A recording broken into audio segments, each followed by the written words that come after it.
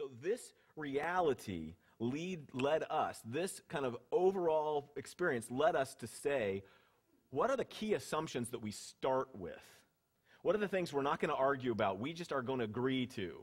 And a couple of them that I want you to grasp here, because if these assumptions don't resonate with you, this is a good time for us to check that. Because this is exactly the place where we find ourselves. And the first one is, we live in a post-Christendom world. That's what Steve was explaining when he talked about the way in which things are changing.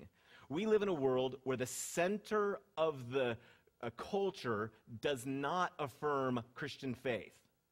There used to be a time, and some of us remember that time, where the center of every city was a church, where every downtown had a courthouse and a church house, and everything was revolved around the central square where people came together.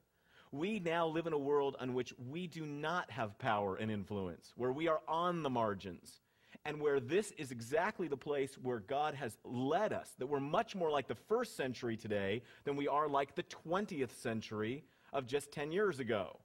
And that if we can find ourselves aware of that reality shift, we're going to be able to embrace our mission. This is one of those places where if this concept is the hard one for you to get, I'd encourage you to skip my seminar and go to Tom Dijkhuizen's.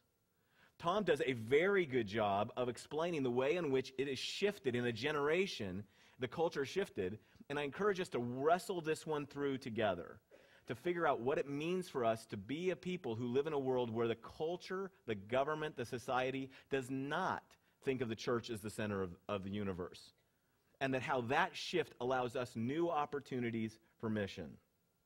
We're going to talk more about that one, but I want to go to the next key assumption, which is the presbytery exists to further the missional effectiveness of the congregations.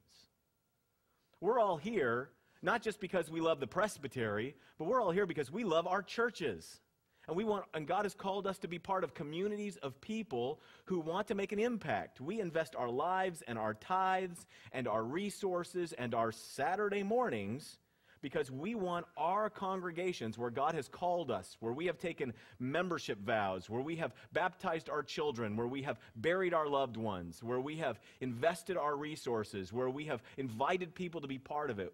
We want them to be an effective demonstration of the kingdom of heaven. We want the communities of people that we are called to be able to fulfill the prayer of Jesus, thy kingdom come, thy will be done on earth as it is in heaven, right here. And the presbytery exists so that we all can join together and do that, and that all of our congregations will be more effective, and that throughout this region there will be a network of churches that are more and more effective at fulfilling the mission of the kingdom of heaven. That's why the presbytery exists. It exists to further the missional effectiveness of the congregation. That's one of our driving assumptions.